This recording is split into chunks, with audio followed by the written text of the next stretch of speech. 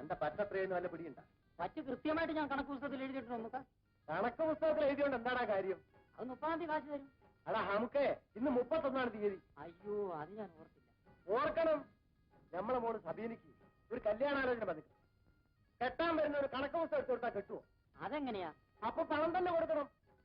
അതുകൊണ്ട് 15-ാം തീയതിക്ക് മുമ്പായിട്ട് നമ്മളെ പറ്റ് തീർക്കണം. ശരിയോ നമുക്ക്? പിന്നെ ഇത് നാരായണൻകുട്ടിയോട് മാത്രമായിട്ടല്ല, മറ്റാരോടും എല്ലാരോടും ആയിട്ടാ പറയണത്.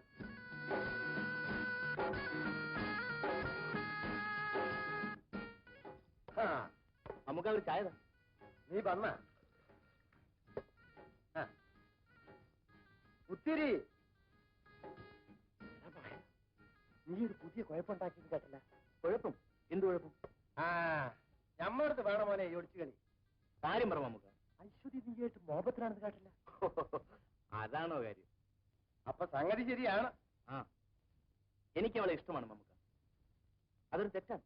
തെറ്റല്ല, പക്ഷേങ്കില് അവള് ഹിന്ദു, നീ ക്രിസ്ത്യാനിയാണ്. അതിലൊരു കാര്യമില്ല നമുക്ക്. എന്റെ കണ്ണിൽ 2 ജാതിയും, ആണും പെണ്ണും. ജാതിയില്ലെന്നാ? അപ്പൊ ഞമ്മൾ ഇസ്ലാം അല്ലെന്നാണ് ഈ പറയണത്? നമുക്ക് എന്ത് ജാതിയാ? ഇസ്ലാം. മമ്മൂക്കാന്റെ ബാപ്പയോ? ഒന്നാന്തര ഇസ്ലാം. ബാപ്പാന്റെ ബാപ്പാന്റെ ബാപ്പയോ? ഞമ്മള് പാരമ്പര്യമായിട്ട് ഇസ്ലാമാടാ. ആട്ടെ, പടച്ചവൻ ആദ്യം ആരെ സൃഷ്ടിച്ചെന്നാണ് നിങ്ങളുടെ കിതാബി പറയുന്നത്? ആദം നബി. ആ ആദാമിന്റെ മക്കളല്ലേ പിന്നീടുണ്ടായ മനുഷ്യരെല്ലാം? അതെ. അപ്പോ ആദാമിന്റെ ജാതി എന്തായിരുന്നു? ഹിന്ദുവോ മുസ്ലിമോ ക്രിസ്ത്യാനി? ആദാം ഏത് ജാതി എന്ന് പറ. അതൊരു വലിയ ചോദ്യമാണല്ലോ.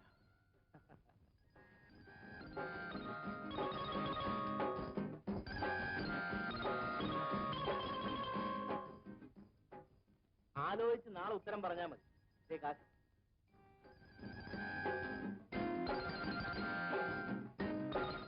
ആദം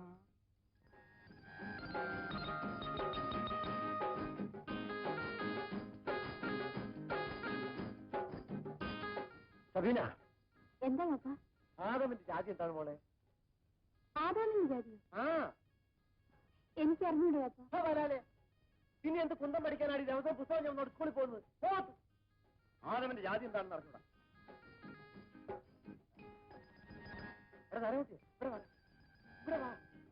എന്താ നമുക്ക്? ആദാമിന്റെ ജാതി എന്താടാ? ആദാമോ? അതാരാ? അന്റെ ബാപ്പാന്റെ ബാപ്പാന്റെ ബാപ്പാന്റെ ബാപ്പ.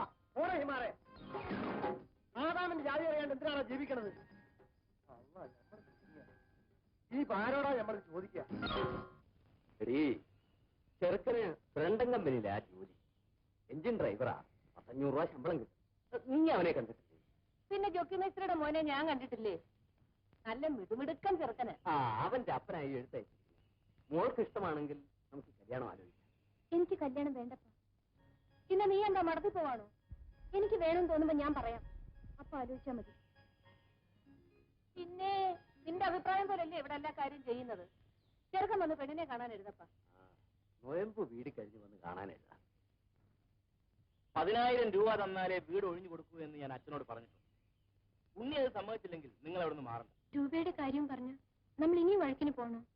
ഇത് വഴക്കാണോ? നമുക്ക് കിട്ടാനുള്ള ന്യായമായ അവകാശമേ ചോദിച്ചുള്ളൂ. നീ ധൈര്യമായിട്ട് നിൽക്ക്. രൂപ അവൻ വീട്ടിൽ കൊണ്ടെത്തരും. പീറ്റർ ഇടപെട്ട കൊണ്ട് ഉണ്ണി രൂപ തന്നെന്ന് വരും. പക്ഷെ അയാളുടെ സ്വഭാവം അറിയാമല്ലോ, എന്തിനും മടിക്കാത്തവനാ. ഇനി അനാവശ്യമായിട്ട് അവൻ ആ വീട്ടിൽ കയറിയാൽ അവന്റെ എല്ല് ഞാൻ ഒടിക്കും. പീറ്റർ എപ്പോഴും അവിടെ ഉണ്ടായിരിക്കണം എന്നില്ലല്ലോ. ഞങ്ങൾ 2 സ്ത്രീകൾ തനിച്ചേ ഉള്ളൂ. അച്ഛൻ ജീവിച്ചിരുന്നെങ്കിൽ ഇതൊന്നും സംഭവിക്കില്ലായിരുന്നു. മരിച്ചുപോയ അച്ഛനെ ഇനിയിപ്പോ തിരിച്ചു കൊണ്ടുവരാൻ പറ്റും.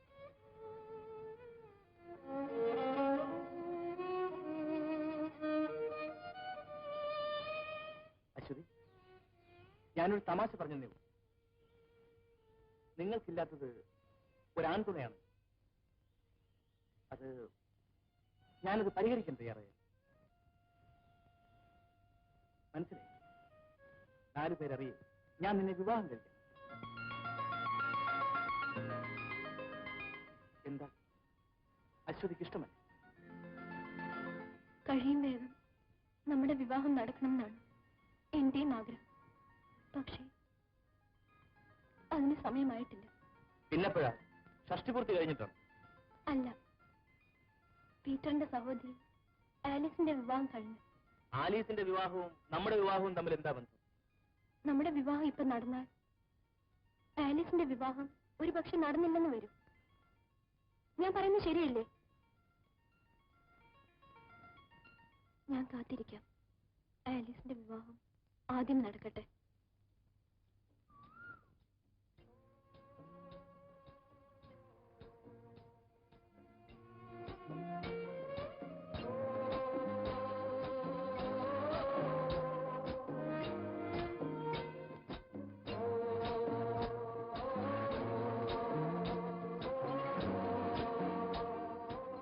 എത്ര കാലമാണ് നമ്മളിങ്ങനെ ഒളിച്ചും പതിങ്ങാൻ കഴിയും? ഞാൻ എന്ത് ചെയ്യാനാ? നീ ചേട്ടനോട് പറ. അയ്യോ, എന്നാ ഞാൻ പറയാം. വേണ്ട ജോണി, ചേട്ടനോട് സംസാരിക്കാൻ ജോണി പോണ്ട. ഇങ്ങനെ കരയ്ക്കും പോലെ വെള്ളത്തിലും പോലെ വെച്ചാൽ ഞാൻ എന്ത് ചെയ്യും? ജീവിതകാലം മുഴുവൻ ഇങ്ങനെ കഴിയാൻ നോക്കൂ. ഞാനൊരു കാര്യം പറയട്ടെ. ജെയിംസച്ചനോട് ഞാൻ ഈ കാര്യം പറയാം. അച്ഛൻ ചേട്ടനോട് പറഞ്ഞാൽ ചേട്ടൻ ഒരിക്കലും എതിർക്കില്ല. അച്ഛൻ ഇക്കാര്യത്തിൽ നമ്മളെ സഹായിക്കും നിനക്ക് ഉറപ്പുണ്ടോ? തീർച്ചയായും. എങ്ങനെ? നീ ജോണിയെ സ്നേഹിക്കുന്നത് തെറ്റല്ല, പാപവുമല്ല. പക്ഷെ അവൻ പണക്കാരനാണ്, നീ പാവപ്പെട്ട ഒരു ശവപ്പെട്ടിപ്പണിക്കാരന്റെ മകൻ. വിവാഹ കാര്യത്തിൽ എന്തെങ്കിലും എതിർപ്പുകൾ ഉണ്ടായാൽ അവന്റെ മനസ്സ് മാറുകയില്ലെന്ന് നിനക്ക് ഉറപ്പുണ്ടോ? ജോണി എനിക്ക് പൂർണ്ണ വിശ്വാസമാണ് അച്ഛോ. അദ്ദേഹം എനിക്ക് വാക്ക് തന്നിട്ടുണ്ട്. ആ വാക്കവൻ പാലിക്കുമോ? തീർച്ചയായും. ആട്ടെ, ചാക്കോ മുതലാളി എതിർത്താലോ? എന്തൊക്കെ സഹിക്കേണ്ടി വന്നാലും എന്നെ വിവാഹം ചെയ്യുള്ളൂ എന്ന് ജോണി സത്യം ചെയ്ത് പറഞ്ഞിട്ടുണ്ട്. അപ്പൊ പിന്നെ പ്രശ്നങ്ങളൊന്നുമില്ലല്ലോ. അച്ഛോ, ചേട്ടന്റെ കാര്യത്തിലാണ് എനിക്ക് പേടി. ചേട്ടൻ ഇതറിഞ്ഞാൽ അവൻ കുഴപ്പമുണ്ടാക്കിയെന്ന് വരും. ഈ കാര്യത്തിൽ അച്ഛൻ എന്നെ സഹായിക്കണം. എനിക്കെന്ത് ചെയ്യാൻ കഴിയും കുഞ്ഞെ? അച്ഛൻ വേണ്ടുപോലെന്ന് പറഞ്ഞാൽ ചേട്ടൻ സമ്മതിക്കും. ശരി കുഞ്ഞെ, സൗകര്യം പോലെ ഞാൻ അവനോട് സംസാരിക്കാം. വളരെ ഉപകാരം. പിന്നൊരു കാര്യം, നിന്റെ ജ്യേഷ്ഠന്റെ പ്രകൃതം നിനക്ക് നല്ലപോലെ അറിയാമല്ലോ. നിങ്ങളുടെ ഈ ബന്ധത്തെപ്പറ്റി ആരെങ്കിലും പറഞ്ഞ് അവന്റെ ചെവിയിലെത്തിയാൽ അവൻ എന്തെങ്കിലും അവ്യയം കാണിച്ചെന്ന് വരും. എനിക്കോ പേടിയുണ്ട് അച്ഛോ. അതുണ്ടാകാതിരിക്കണമെങ്കിൽ ഞാൻ ഇക്കാര്യം പീറ്ററോട് പറഞ്ഞ് അവന്റെ സമ്മതം വാങ്ങുന്നവരെ നീയും ജോണിയും തമ്മിൽ കാണുകയോ സംസാരിക്കുകയോ ചെയ്യരുത്. അല്പം ബുദ്ധിമുട്ടുള്ള കാര്യമാണെന്ന് എനിക്കറിയാം, പക്ഷേ നിങ്ങളുടെ നന്മയ്ക്ക് വേണ്ടിയാണ് ഞാൻ പറയുന്നത്. ശരി അച്ഛോ. എന്നാ നീ പറ്റും.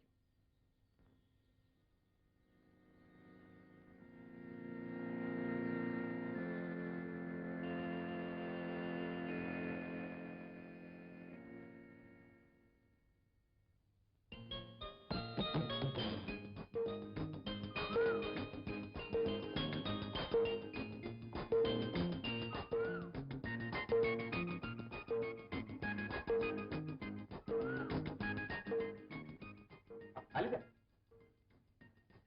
എന്താ പണങ്ങി പോകുന്നു? എന്ത് കാര്യം? ഇന്ത്യയിലെ ഞാൻ കയ്യിൽ നിന്ന് വിടുക. വീട് ജോണി. ഓഹോ, അപ്പൊ നാക്കുണ്ടല്ലേ?